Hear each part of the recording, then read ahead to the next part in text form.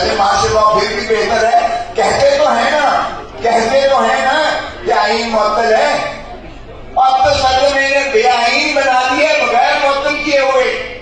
آج کوئی آئین کی عملداری نہیں ہے. سپریم کورٹ کہتی ہے کہ 14 مئی کو الیکشن کرواؤ, نوے دن کے اندر الیکشن کرواؤ. یہ دھتکار کے کنٹیکچوسلی اس کو جو ہے اس کا ڈیفائی کرتے ہیں.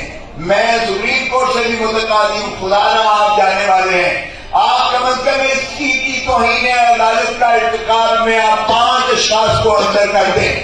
آئندہ کوئی ضرورت نہیں کرے گا. اس وقت کے وزیر اعظم, اس وقت کے وزیر قانون خزانہ, اس وقت کے وزیر داخلہ, اس وقت کے وزیر دفاع اور اس وقت کے وزیر قانون, یہ 5 ہیں. ان کو آپ چاہے دلی رائٹنگ کی کوٹ کر کے ڈسکوالیفائی کر دیں, کسی کو ضرورت نہیں ہوگی آئندہ کوئی ایسا کام کرے.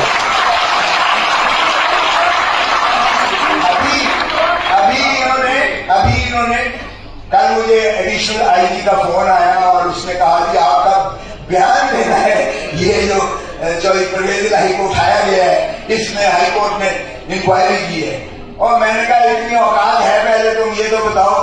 ہائی کورٹ کو بھی میں نے کہا, اور میں نے کہا وہ آئی جی کو کہنے لگے کہ آپ انکوائری کریں. تو میں نے کہا بولے ہوئے چور تو ہوئے سائیں.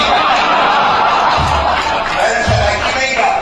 اور میں نے کہا سائیں جو چور ہے آپ اسی کو جو ہے ذمہ دے رہے ہیں کہ وہ انکوائری کر کے آپ کے آگے کیا وہ انکوائری کرے گا. ایک دفعہ ہائی کورٹ ان کو سزائیں دے دے.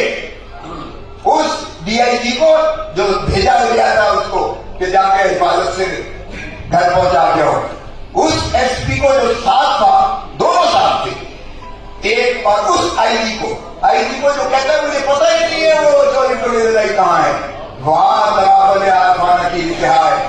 میں کہتا ہوں ان 3 کو ایک دفعہ ہائی کورٹ توہین عدالت میں سزا کر دے. آئندہ کوئی احکامات پولیس والا ماننے کے لیے تیار نہیں ہوگا, کوئی نہیں کرے گا. اس لیے کہ ہر کوئی اپنی جو ہے وہ دیکھتا ہے, اپنا دفاع کرتا ہے, اپنا بچاؤ کرتا ہے. اور یہ غلامی کیوں کرتے ہیں؟ قائد اعظم محمد علی جناح نے 48 میں تقریر کرتے ہوئے بیوروکریٹس کو کہا تھا کہ بھائی دیکھو حکومتیں آتی جاتی رہنی ہیں, تم ریاست کے ملازم ہو, تم نے وہ کام کرنا ہے جو ریاست آئین قانون آپ کو جو ہے جو اختیار دیتا ہے, جو آپ سے تقاضا کرتا ہے. حکومت کے یا اکابرین کے غلط احکامات کو آپ نے نہیں ماننا, اس لیے کہ حکومتیں آتی جاتی